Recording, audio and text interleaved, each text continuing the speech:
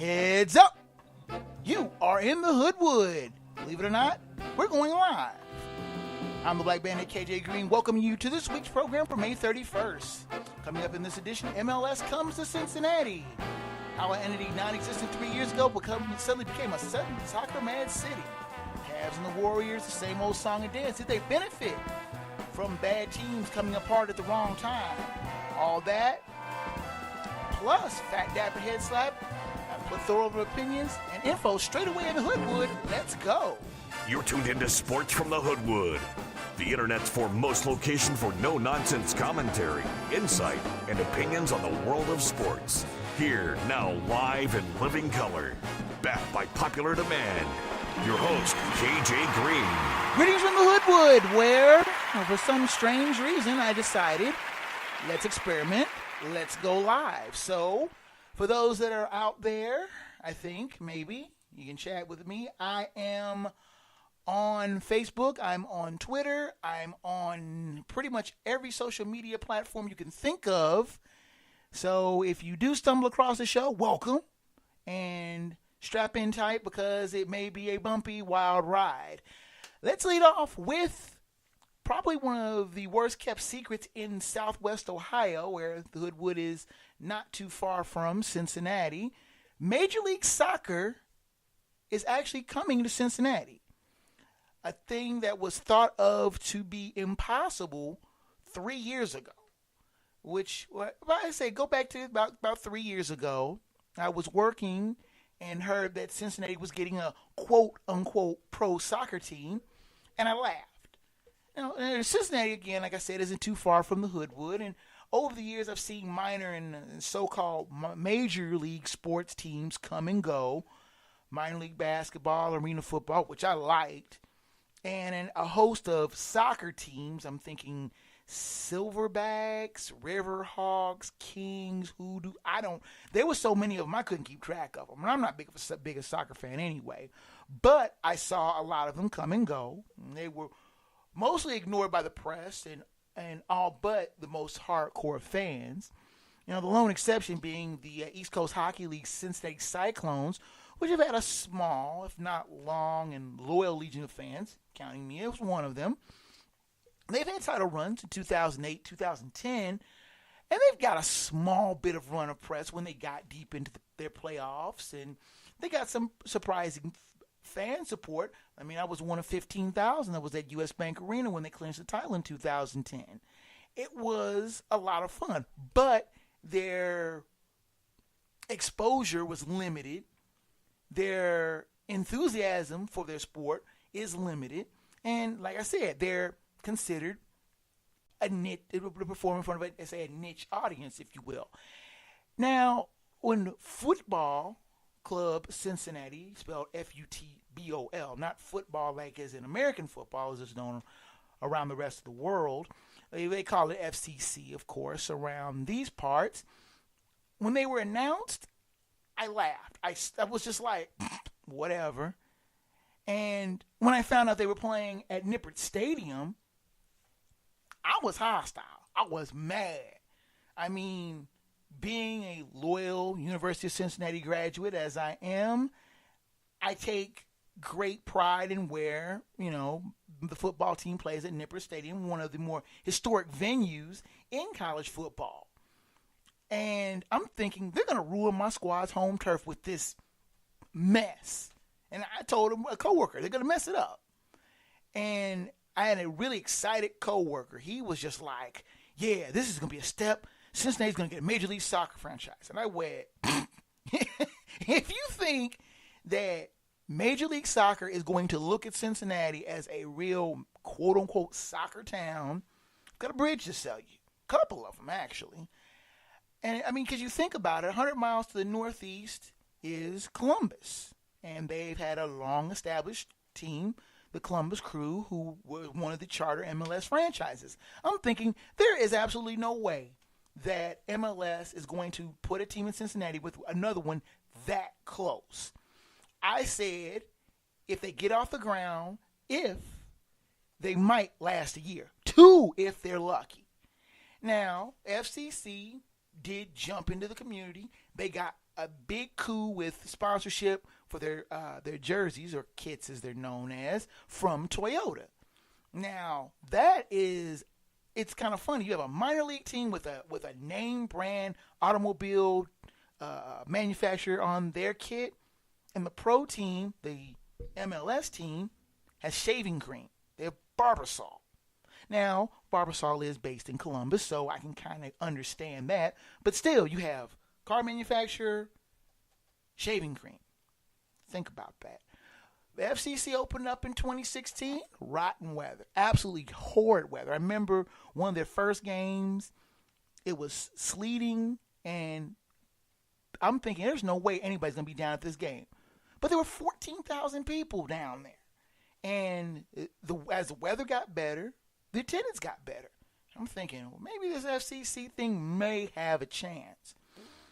They announced in, I guess it was late May of 2016, that they were getting an international friendly with a Premier League, an English Premier League team. Now, again, think about this. A team that has barely been in existence a year gets an international friendly with a major league division English team. Top of the pops. You know, that is something that Columbus had been trying to get, literally begging for an international friendly and more or less being blithely ignored.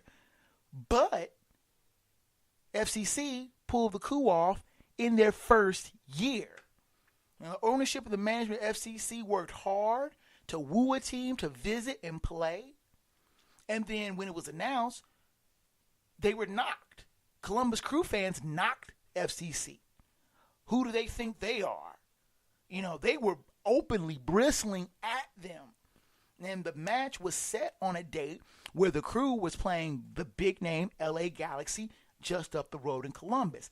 And for that game, the Crew went all out to advertise and get a full house. And they did get a full house. They got over 20,500 at Map-Free Stadium in Columbus, was just off of the Columbus Fair. It's the Ohio State Fairgrounds. But the Crew was just so happy that they sold out the stadium. And my buddy Pappy went down to the game. We got tickets. We were in the upper deck of Nippert Stadium. Found out we needed them because there were 35,000 people at this game for a first-year soccer team to play an English Premier League team. Now, the game really wasn't that much of an interest. Crystal Palace won 2-0. But it was the crowd. It was the enthusiasm that all of a sudden got people talking. Hey, maybe this could be a thing. And me, myself, I'm one that will admit when I am wrong. Now, you probably say, KJ admits that he's wrong? No way. Yes, no. Seriously. I admit I was wrong on this. That the crowd was actually something to behold. That maybe there could be something to this. I mean, with the one end of Nippert Stadium, as known as the Bailey, being a buzz, just a beehive of activity, noise, chants, the whole 9 yards, I'm thinking they may have something. But I kind of sat back with a little bit of detached interest. I'm thinking, let me see if they can get through another year. Because once the newness wears off of something, then you see who the real fans are. Well, FCC started again in 2017, and again, they had solid crowds, and they provided what many people think is an inexpensive outing. Some tickets are as low as $10. And then the games are quick. You're in and out in just a little over 2 hours, and it's a lot of fun. If you've never been to a soccer game, a pro soccer game wishes they had the kind of atmosphere they have in Nippert Stadium with FCC. Loud, rowdy. It's just a lot of fun. Well, it just happened that FCC ended up in the U.S. Open Soccer Tournament, which is like a hodgepodge tournament of a bunch of different levels of soccer teams, from club teams all the way up to MLS teams. Most of the time, MLS teams weed out the weaker teams and end up playing each other for this tournament title. And it just happened by luck of the draw and a couple of fortunate wins.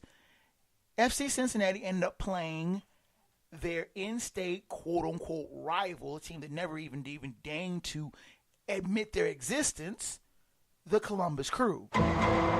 Yes, the Columbus Crew came to Cincinnati, and their fans were arrogant. And for anybody who may be listening to me in Columbus, yes, the Columbus fans were arrogant. They were expecting a 5-0, 6-0 walkover and just that they would shoo FCC off and be done with it. Problem was, the Crew couldn't score. And FCC managed to tally one lone goal. GB Fall with a header in the 60th minute gave him a 1-0 lead. A lead that stood up. And I have this on my on one of my screensavers, the picture of a joyous Nippert Stadium at the end of the game and the scoreboard saying Cincinnati won, Columbus nil.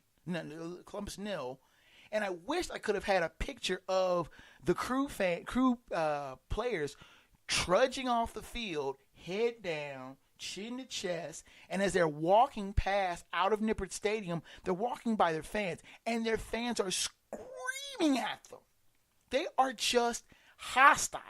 How could you lose to this team? How could you lose these bums? Well, the problem was those bums, FC Cincinnati, ended up winning a couple more games in the U.S. Open tournament, getting all the way to the semifinals before losing to the New York Red Bulls. Now, the crowds that were there were big. 30,000 for each game. And MLS took notice. Now, they were competing against Sacramento and Detroit for one of the expansion slots. One of the expansion slots went to Nashville.